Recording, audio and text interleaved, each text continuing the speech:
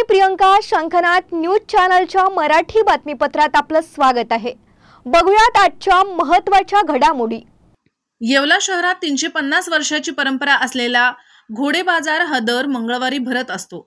येवल्याचे संस्थापक राजे रघुजी बाबा यांनी 17व्या शतकापासून हा घोडे बाजार येवला शहरात भरवण्यास सुरुवात केली होती.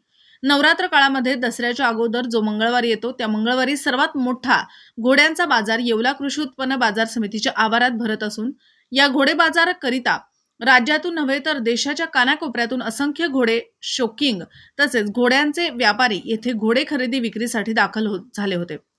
चेन्नई असो, कर्नाटक, पंजाब, काठेवाडी, गुजरात, पंजाब, माथेरान असो अशा अनेक राज्यातून येवला शहरात घोडे दाखल झाले होते. श्री अविनाश चंद्रकांत करंजेकर. मी नवी मुंबई वाशीवरून येथे आलो आहे. गेले 3-4 वर्ष मी सतत या घोड्यांच्या बाजारात येतो. तसंच मी 4-5 वर्ष युट्यूबला घोड्यांचा अभ्यास करतो. घोडे हे जे आहेत हे समुद्र मंथनातून आलेले एक वाहन आहे जे ईश्वराने आपल्याला दिलेलं आहे. जसं गाय असते तिची पूजा करतो दिवाळीत वसुबारसला, तशी दसऱ्या दिवशी अश्वपूजन होतं. मग अश्वपूजनाच्या निमित्ताने काय होतं की त्याच्या अगोदरचा जो मंगळवार असतो तो येवल्यामध्ये ही 3.5 वर्षापासूनची परंपरा आहे की इथे मोठी मंडई भरते आणि या मंडईत घोडे विक्री खरेदीसाठी येत असतात. लोक इथे त्याची घेऊन जातात आणि दसऱ्या दिवशी त्याची पूजा करतात. तर घोडा हा असा वाहन आहे तो एकदम सशासारखा एकदम भित्र वाहन आहे. तर त्याची जी आहे पद्धत तर त्याला काय चावू शकतो किंवा लात मारू शकतो, घाबरतो तो. असं सशासारखा भित्र वाहन आहे आणि त्याला सांभाळ करणं हे आपलं काम आहे. तर माझं एक सांगणं आहे की देवगण वगैरे किंवा खानापुडा तुम्ही बघू नका. जे तुम्ही जनावर घ्याल त्याला चांगल्या पद्धतीनं खुराक द्या, त्याची संगोपन करा, त्याची जोपासना करा, तर ते तुम्हाला चांगलं फळ देईल.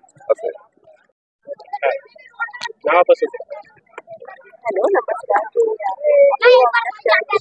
नवी मुंबईहून आले.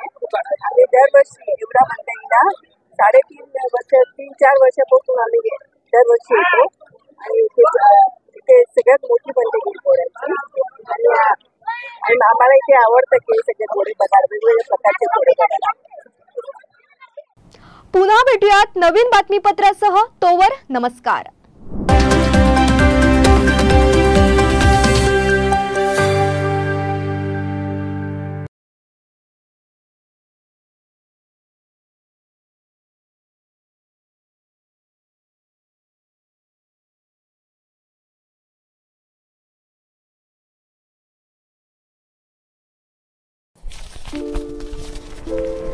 सर, हा माझा CV.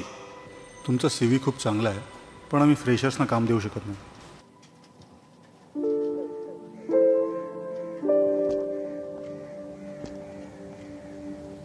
आई वडिलांच्या या इच्छा आम्ही कधी पूर्ण करू शकेन का?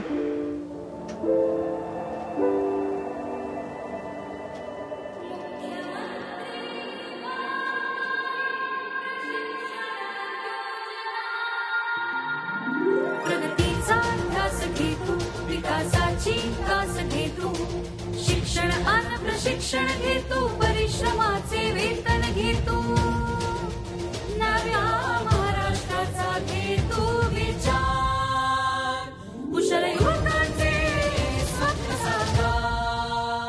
कुशल महाराष्ट्र, संपन्न महाराष्ट्र.